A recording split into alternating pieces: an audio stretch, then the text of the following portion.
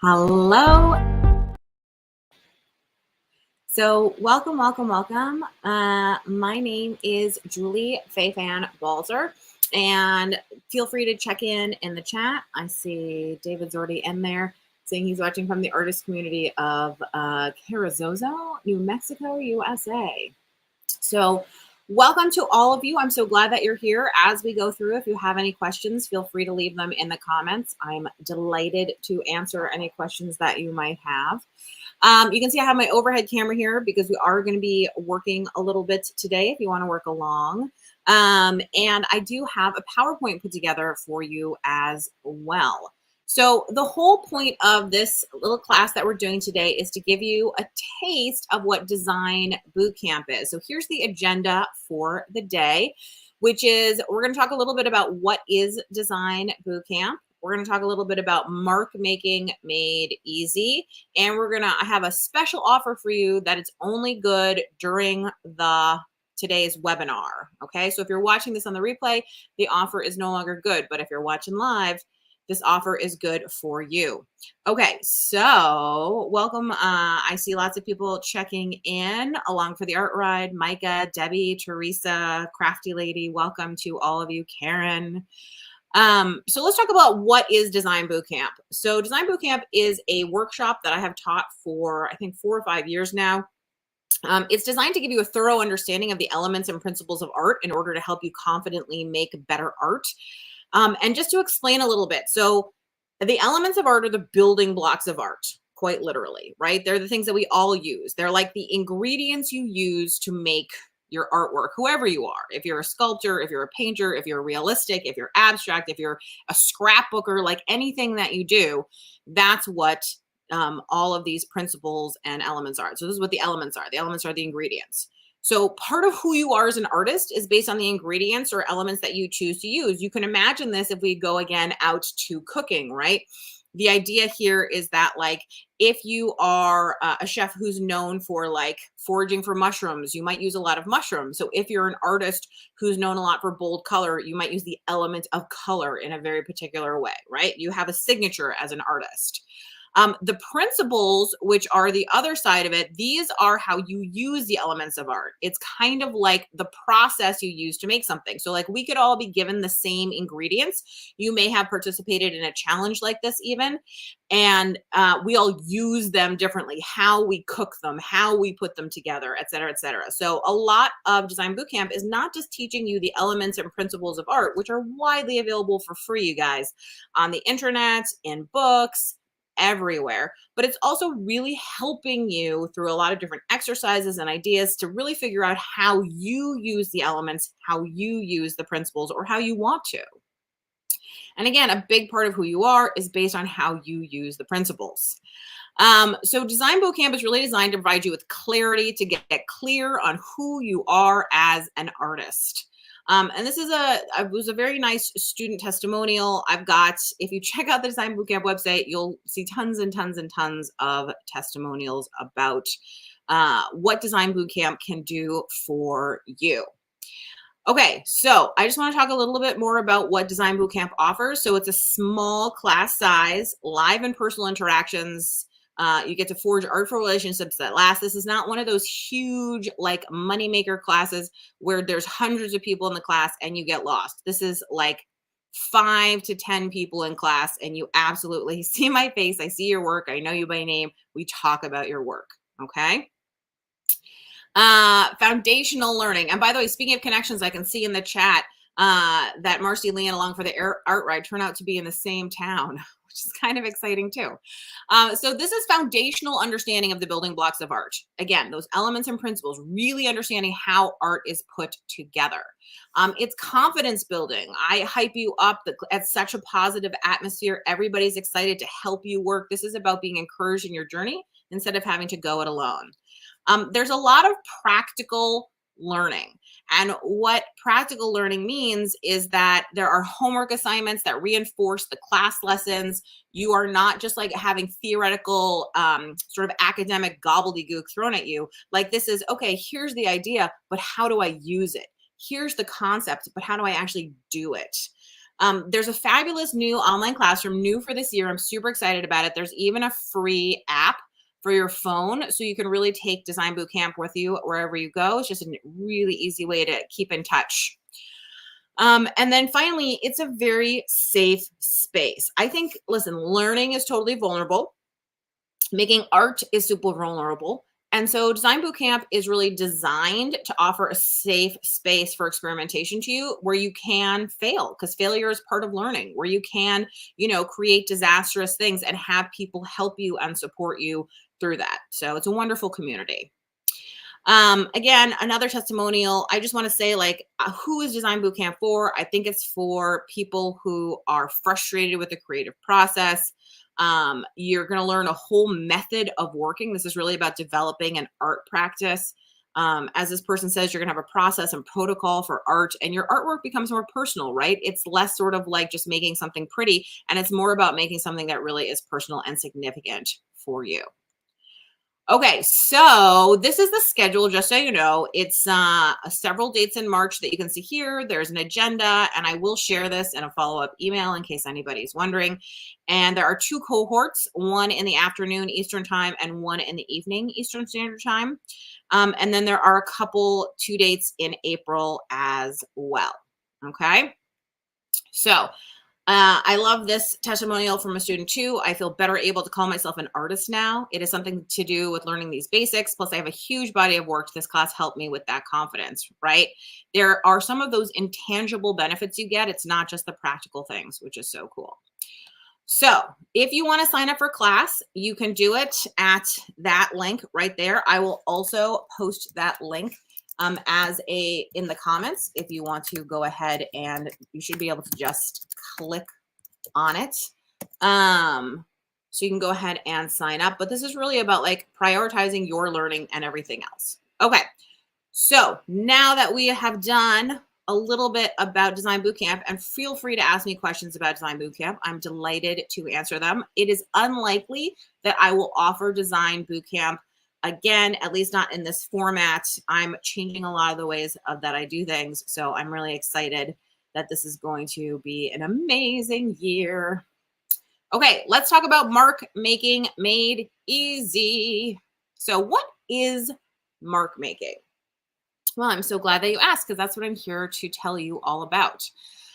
So mark making describes the different lines, dots, marks, patterns, and textures we create in an artwork. So it can be loose and gestural or controlled and neat. Like so many things, there isn't one way. There isn't one right way. There isn't one only way. And anybody who tells you this is mark making is lying to you, or they just don't know any better, because mark making is personal. I mean, it's how you hold the tool that you're using, basically. So the types of marks that you choose to use is a big part of your personal style. You and I can both make, let's say, the dash lines that you can see over here, but they're different because of the tools I use, the tools you use, the way you hold the brush, the way I hold the brush. Mark making is almost like a fingerprint. So in Design Bootcamp, we work on developing a personal mark making vocabulary and reference library, because we try to eliminate the thinking from a lot of things. So I think that's important to know too. So mark making is a building block. So let's just think about this in terms of the elements of art. So a single dot, you can see that right over in the yellow part on the left, creates a point or a mark. That's like if I were to take this giant marker and dab it onto a piece of paper, that's a point or a mark. That's an element of art. Same as if I take this crayon, do the same thing, or a paintbrush or anything else, that's a single point or a mark. An extended mark becomes a line. We all know lines. I mean, writing is made up of lines. Most doodling is made up of lines. Drawing is basically lines with some points and marks. So these are foundational building blocks of art, and you already know how to do all these things, right? So a cluster of marks can become a shape, and a shape is another of the foundational elements of art. So you have a point, a line, and a shape. And these are the first 3 elements of art. Now, what does all of that mean? Well, basically, if you think about it, here is an example from Miro.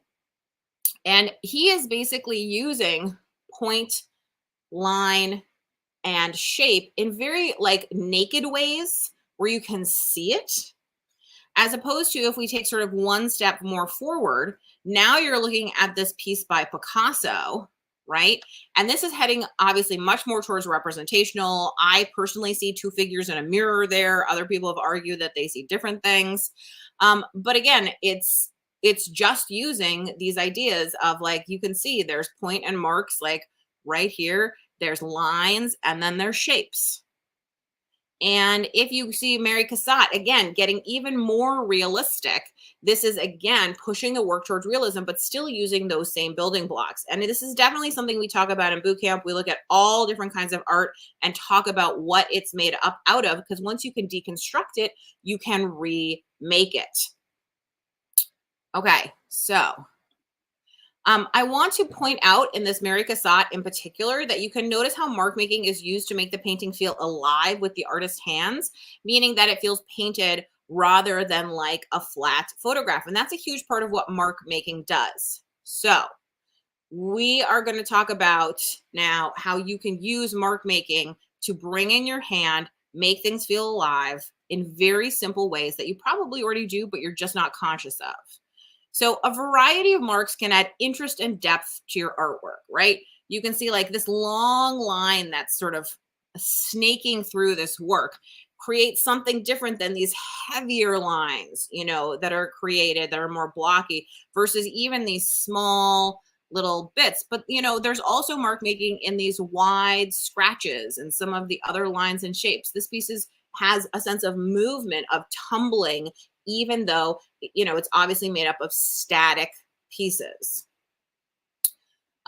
You can also use marks to move the viewer's eye around the artwork. So sometimes what we're interested in doing with marks is, I mean, think about it, a fish on a plate with a vase of flowers. Like, that's a pretty boring, static composition.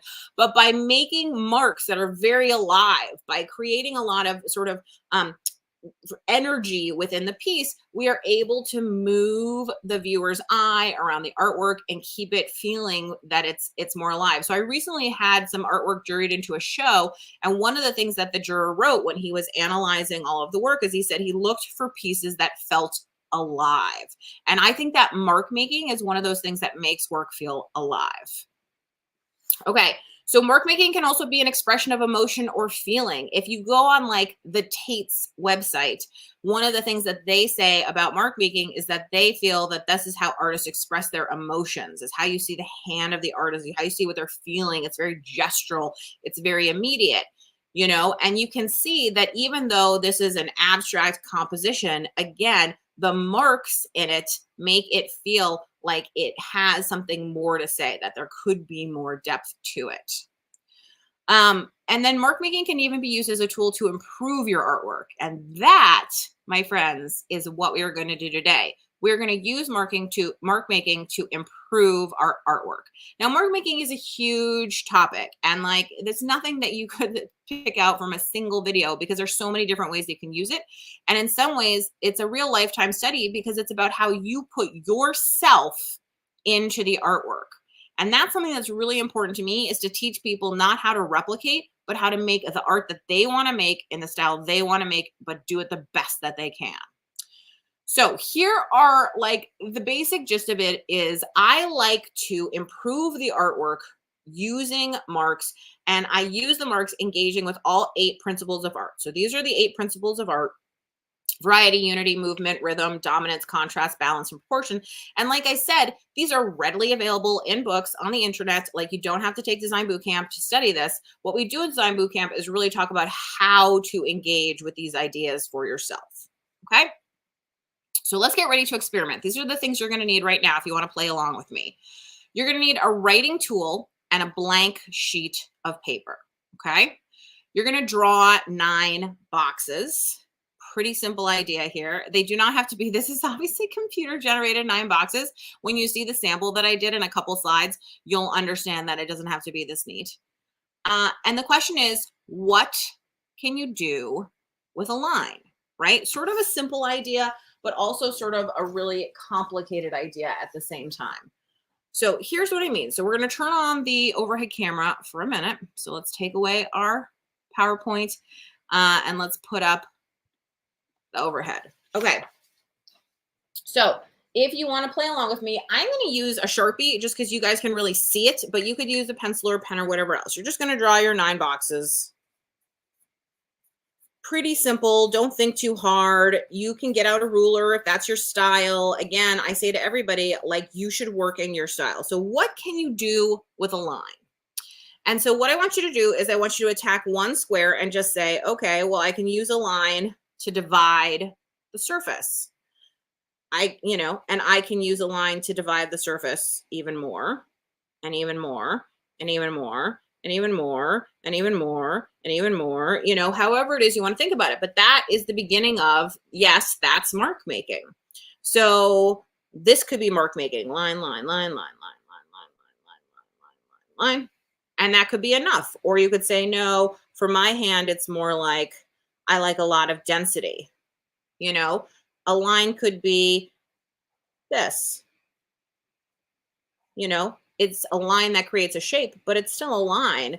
And these are all ways of creating marks. So without thinking too much, without overthinking, I want you to fill 9 boxes just with variations of lines. And lines don't have to be straight, right? Lines can be curvy lines. They can be lines that curve on themselves. You can do whatever you want here to do lines, but you just need to, without thinking, make a quick sheet for yourself of 9 lines in your vocabulary. So this is as if we, are all speaking almost different languages. Like, what language of lines do you speak? Okay.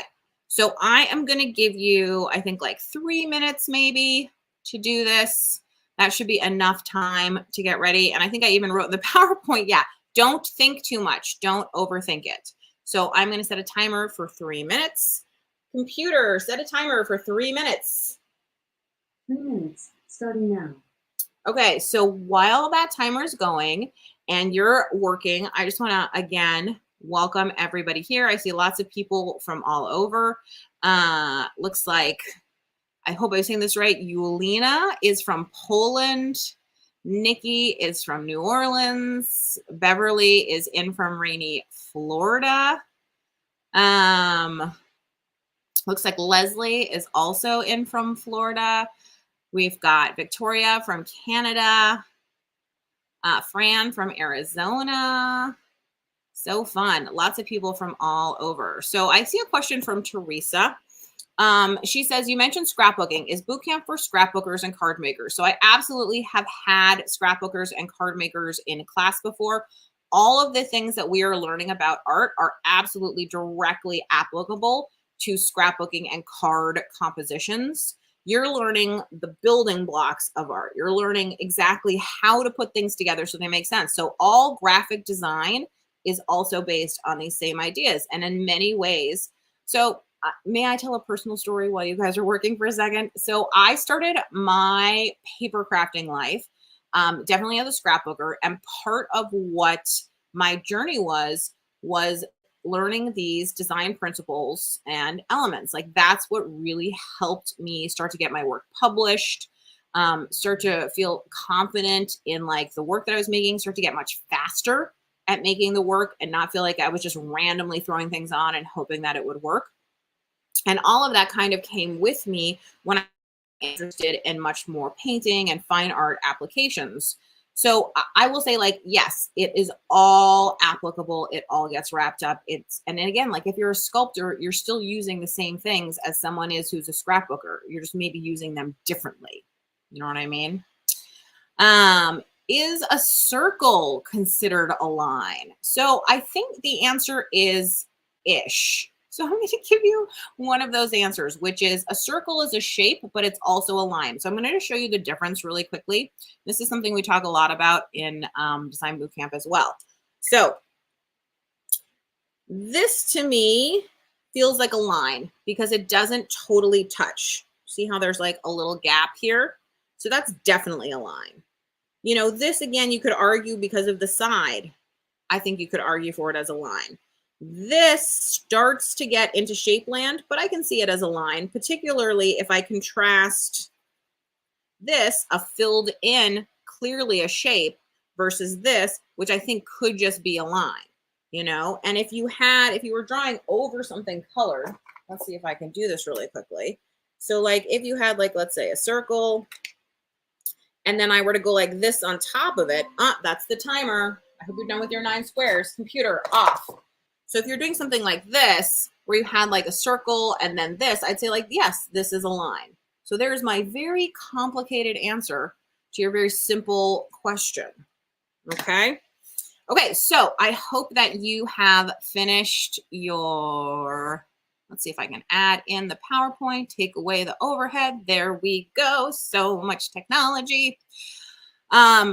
So here are the ones that I just did as quick samples with a ballpoint pen when I was putting this presentation together. And you can see that you can imagine all of these different ways that you could do lines.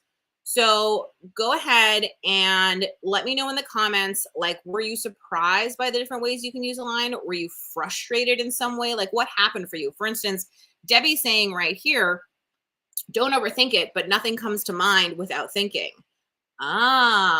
See, this is where I would say that's the difference between overthinking and thinking. So for me, what I find is that you can see that each of these almost is like a riff on the one before it. So instead of having to come up with something brand new every time, what I'm doing is I'm taking, okay, I just did some lines that went halfway. Okay, I made them slightly denser in the middle. Okay, I made them all denser.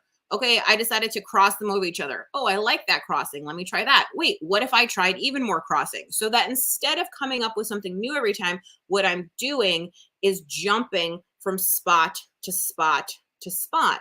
And I think like that's a really important part of not overthinking, which is, yes, you need to think a little bit, but you need to also remember that you can have something foundational sitting in front of you that you can just sort of leap from.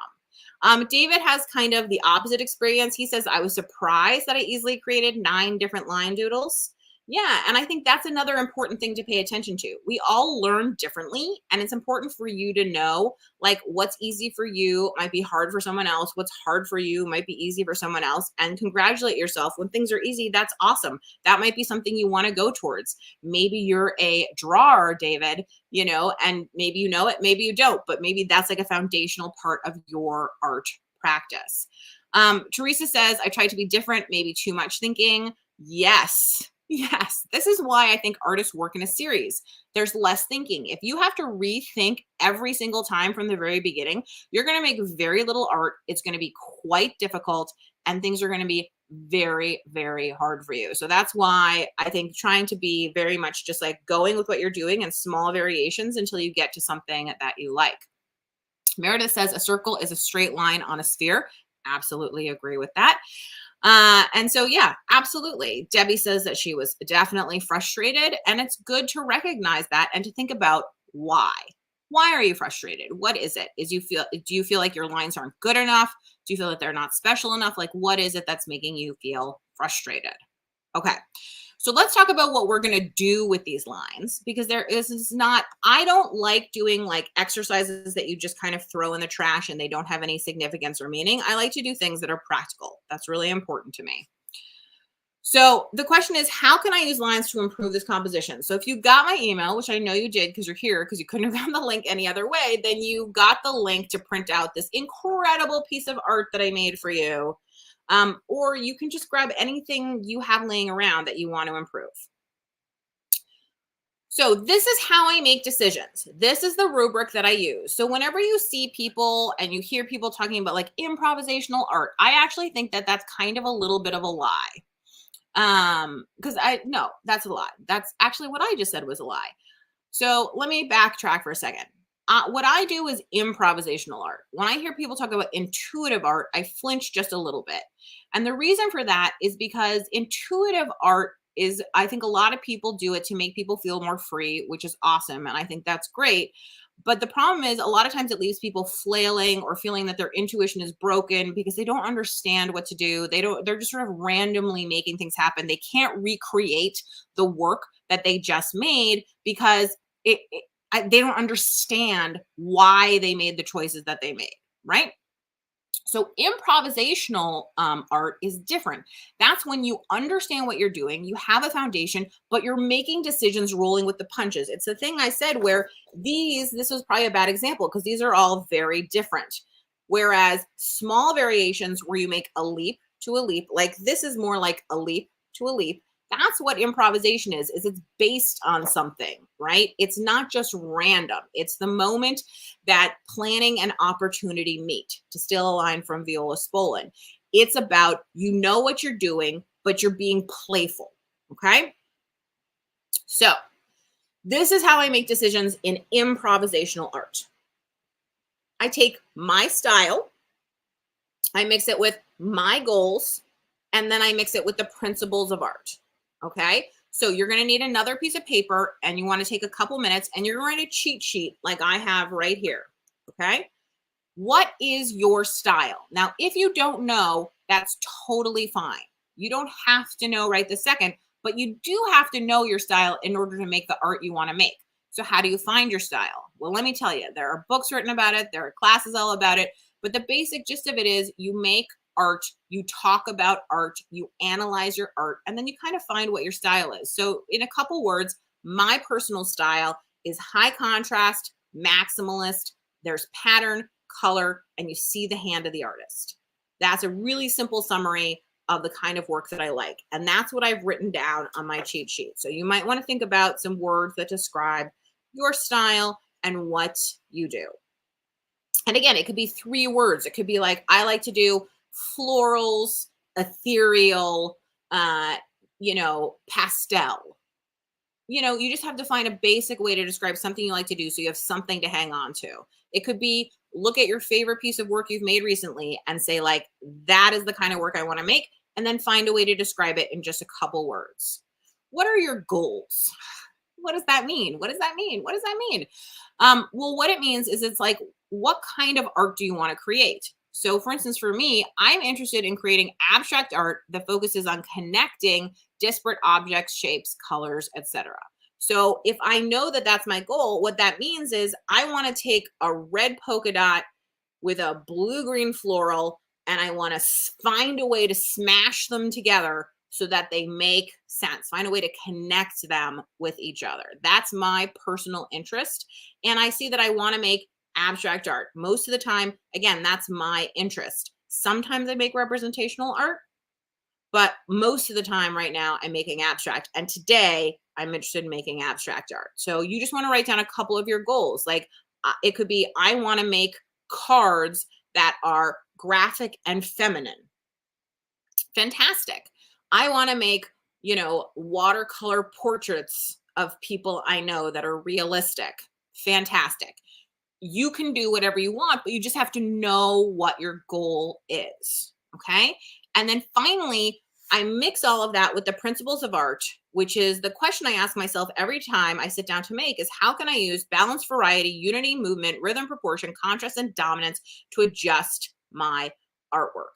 So this is how I'm going to make all the decisions of what marks to use, where to place my marks, all that kind of stuff is based on a combination of my style, my goals, and the principles of art. That's what I'm doing in my brain. And so it may come out as like, I'm just doing something random, but I'm not. It's based on this enormous foundation that I've built up of understanding my style, what I want to do, and understanding how the principles of art work and how I like to use them. So let's try it. Okay. We're going to get really practical now. So I'm going to have you go ahead and grab your printout if you want to play along. If you want to watch, that's fine too.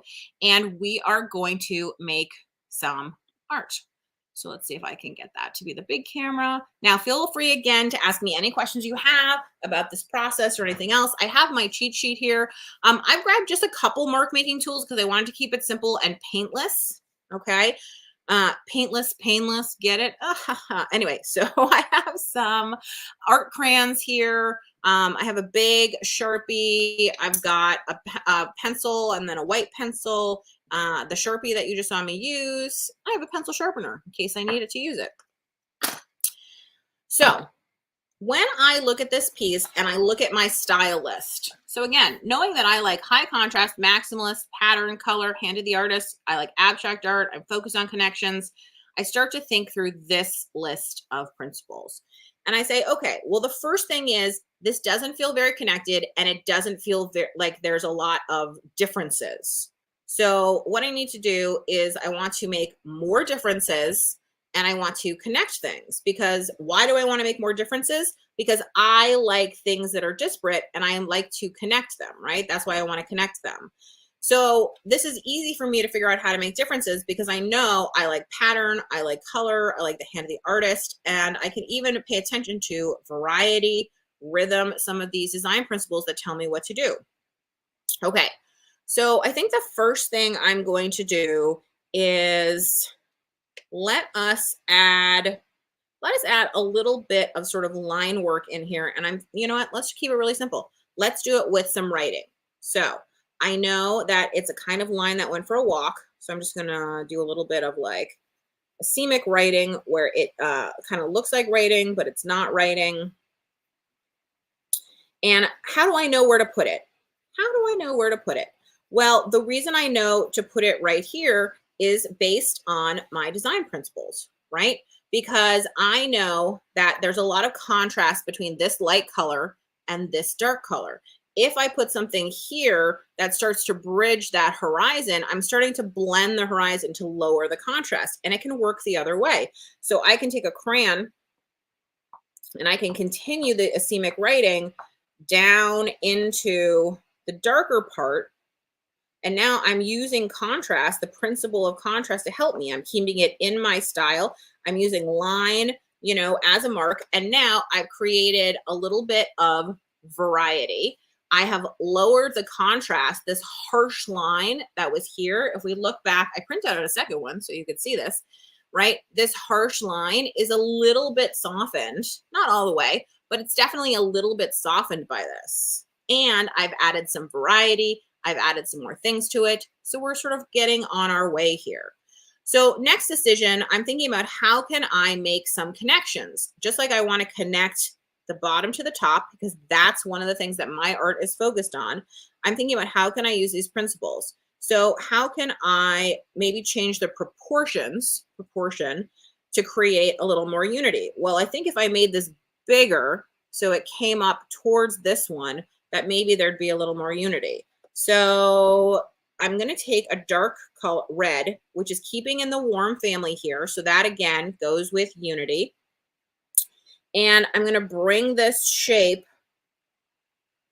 up a little bit. Okay. So now I'm making it bigger. Now it doesn't seem very solid, of course, because it's not. So I'm thinking about what I can do to make the space feel bigger so that it actually continues up. So if I want to stick with using line, I can do just one of my favorite marks, which is a really simple tick mark.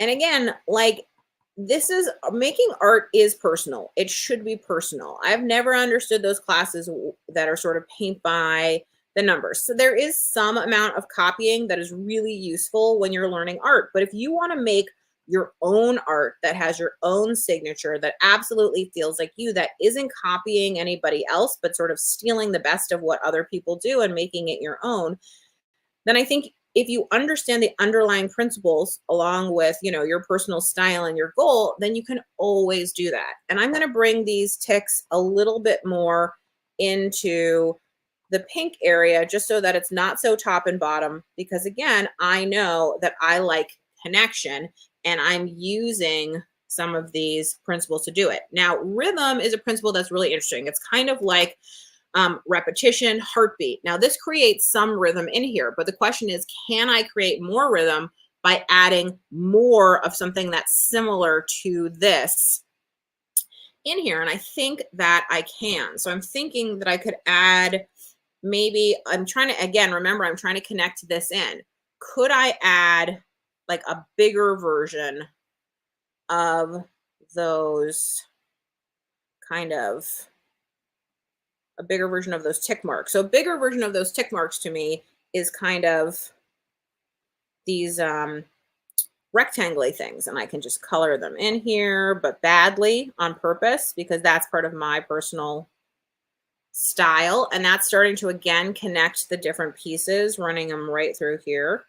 And as always, like, you might make different decisions than me, and that's awesome, because part of what personal style is how you use the principles, how I use the principles, how you use the elements, how I use the elements. That is what this is all about. But again, none of these choices are random, right? I'm not making it just because it's aesthetic. I'm making it based on how I like to make things and also things that I'm thinking about. Okay. So I've added some more rhythm now. It's starting to feel more full. I'm starting to feel like things are beginning to connect a little. But I do feel that there's a gap between like this shape and this shape, both physically, but also sort of just how are they connected? What connects them? So I'm thinking about what can I do based on these ideas? Well, I'm not sure that anything is dominant. There's dominance. Dominance is like your focal point. What do I want to be my focal point? What is the focal point here? There doesn't, I mean, maybe I look here, maybe I look here, but it's kind of very split. So can I do something to create a more clear focal point? And where I place that focal point will be very much based on portion, because I happen to know that like there are a couple really good spots where your eye wants to naturally look. So I'm going to use contrast to help me create dominance. I'm going to take blue. I haven't used any cool colors here really. I've used all warm colors. And I'm going to take this cool color and I'm going to add something I like to do, which is a big old scribble. Somebody else might do a flower or something else, but I can tell you like the first thing you sort of look at right now is going to be that. And I'm going to make it even more intense by just intensifying the density by scribbling harder with another color into the center. Okay. And now this is definitely like you look here, you see this. Now I want to soften some of this up. It still feels a little bit too dense to me.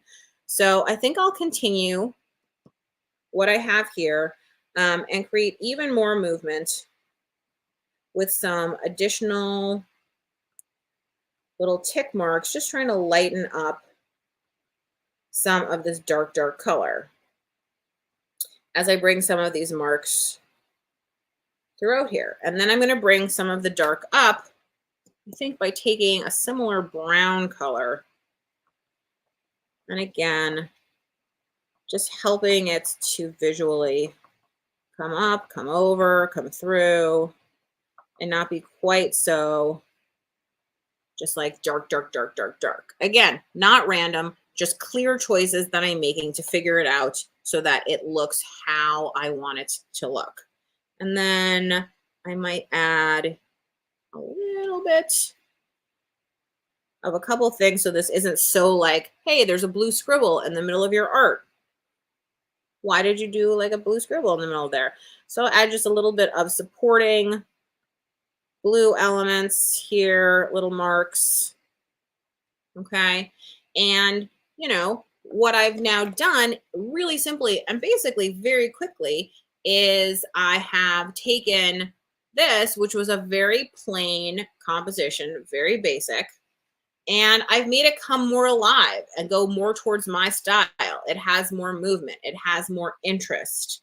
I might add in maybe one big shape here with a line just to keep this now feels connected down here. I like that a little bit more. And again, I'm just constantly not doing random things. I'm trying to use all of these principles to make it happen. This is, of course, not the only solution. I've done this a couple times. So here's a version you can see where, you know, I used a line to connect this up here. These really black, dark marks made with a marker stand out a lot. Here's one where I've gone vaguely representational. You can see that.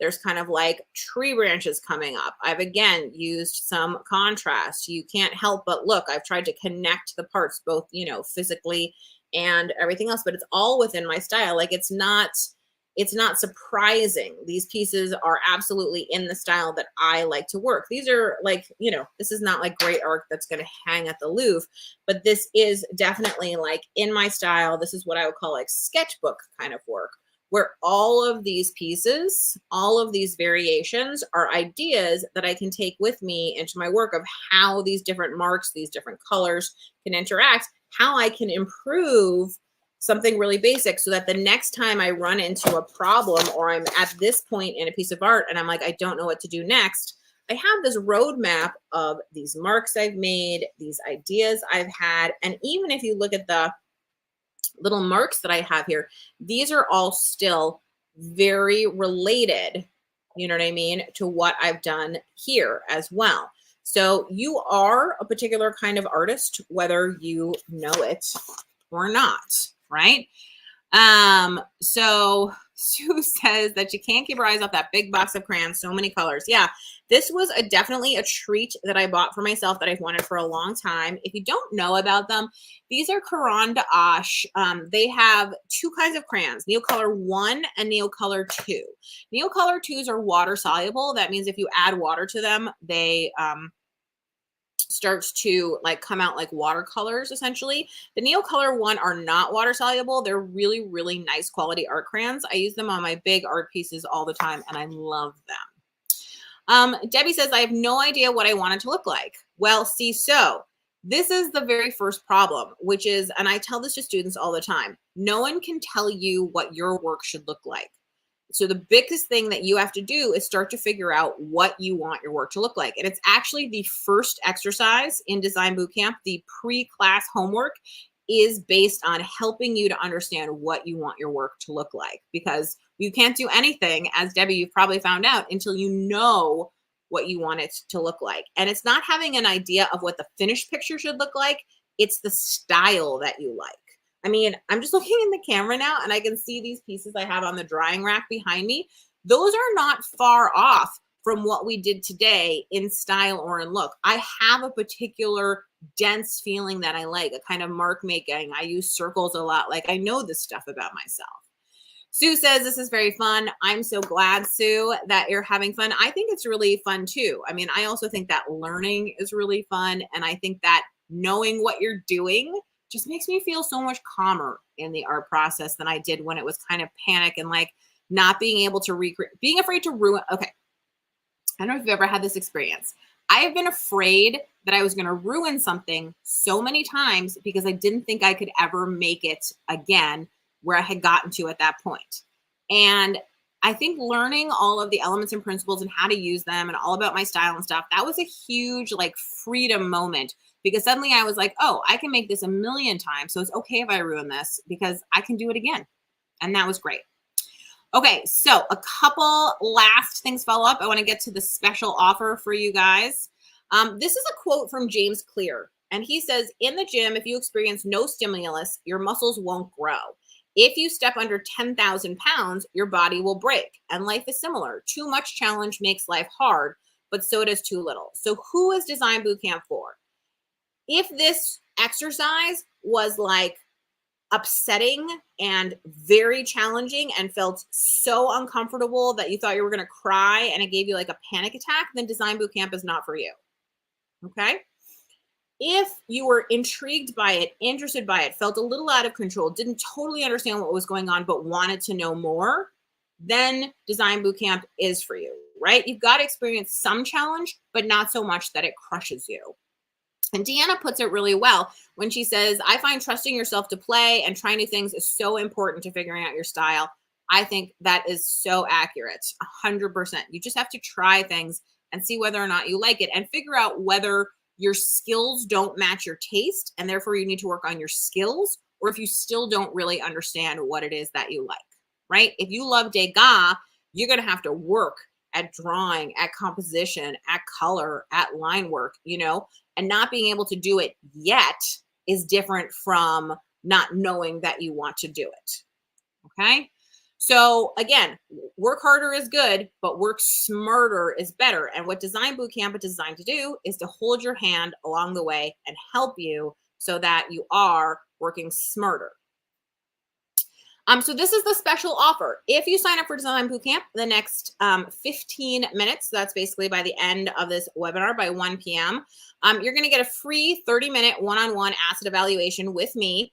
I will look at your Instagram, your website, your order statement, whatever it is that you choose, your choice of an asset, an artist asset, and we'll meet over Zoom to discuss it in depth. So if you want to figure out how to get more views on your Instagram, or figure out how to juice your artist statement, or have me look at your website and give you some suggestions, whatever it is. So that is a $200 value that is free to anybody who signs up during this webinar. So if you want to sign up, it's bit.ly or bit.ly/Balzer Bootcamp.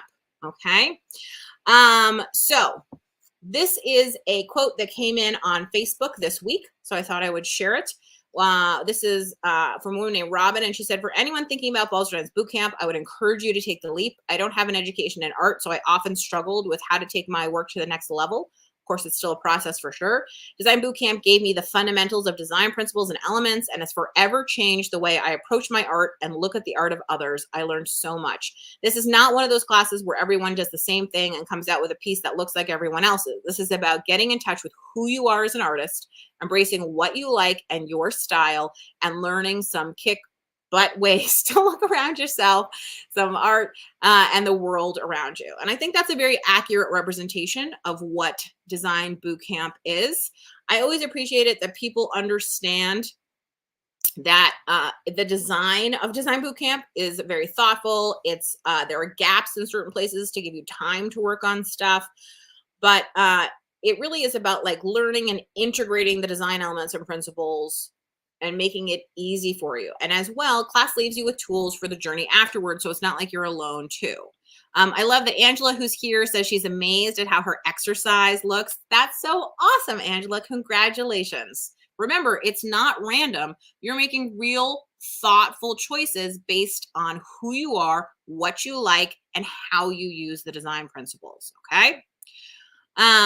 So many valuable skills. I feel like I can figure out what is wrong with a piece so much better than before. That was true for this student, and it can be true for you too. You can look at your work and you can understand why you don't like it and how to fix it. And that is empowering and exciting. So this is from somebody who signed up because she was really stuck getting to the next step. And she said, my hopes were that Julie could somehow help me. Julie did all of that plus so much more. The assignments that were meant to make us better artists were challenging, time consuming, thoughtful, and in the end, incredibly rewarding. By the end of bootcamp, I was unstuck. So she said she found a whole new way of working. Some very nice things about me, which I really appreciate, and the way that it's designed. So I really hope that you will sign up and really make the most out of your own art. Okay. Debbie mentions that she liked hers to a point. Then I add something I really don't like, and it was perfect to hear the last quote. Yes, I do that all the time. And the fact is, to be empowered to know that you can fix anything is amazing. It makes you feel like you're not worried about breaking stuff when you know that you can fix it. So I just want to say thank you once again, and remind you that I want you to miss out on the special bonus. I've got just a couple minutes left to get it. And if anybody's interested in more information about design elements and principles, or the principles of art, you can literally go on Pinterest, on YouTube, on Google, and find all of them. If you're interested in having some a group of awesome people holding your hand and a really structured way of looking at it and carrying you through, then go ahead and check it out. So somebody says the link gave them an error. So let's go ahead and give you a new link to make sure that everybody gets this great deal and doesn't miss out. So I'm just going to go ahead and paste it into the chat. There you go. Okay. And I hope you enjoyed this. I hope you'll sign up. It has truly been life-changing for me as well. Every time I teach the class, I get deeper into it. I get a deeper understanding of everything, and I feel more confident every time. I can see how much my art has changed. I'm getting juried into shows a lot more regularly now. I'm definitely selling more work than I used to. Like, I feel like when I learned about the elements and principles of art, it truly was a huge sea change in how I felt about my art and how I felt about the process. It felt less out of control. It felt more like I could be playful without any fear. And that was super relaxing. Okay, so thank you so much, everybody. And I hope to see you in Design Bootcamp. And if not there, I hope you'll consider becoming a member over at balzerdesigns.com. We talk a lot about a ton of really great stuff. There is group coaching every month with the super learners, and we do a lot of really hard work on making everybody's artwork better. It's a great group of ladies too. Okay, so I see one last question here. Design Bootcamp aim more towards abstract art instead of representational? The answer is I've had both. Usually in my demos, I do one set of demos that's representational and one set of demos that's abstract. The answer is everybody uses the same principles, whether you're, Goya, doing hyper realistic figures, or whether you're Jasper Johns and you're going totally into abstract. So the answer is it's for both. Okay. This takes us to sign up for mailing list. Okay. I don't know. This link should go. I just put it in the chat, Cat. That link should go directly to the actual Design Bootcamp website. So I hope that it works for you. Okay. Teresa says that was fun. I kind of like my page. I will post it. That's awesome. I hope that you will. Be sure to tag me so I see it. And Debbie says she's looking forward to Design Bootcamp. I am too. I'm really, really excited about it as well. I think it's going to be good. There's already a number of great people who've signed up, and I'm looking forward to everybody else coming into the online classroom. And I will see you guys next time. If you have come up with any other questions, feel free to email me. Yay! Angela says she's looking forward to it. Carla says she's in and she's looking forward to it. Hooray, hooray, hooray. I'm so glad to hear that. Okay, if you did make any of these, I'd love it if you'd post and share them because I'd love to see what you did.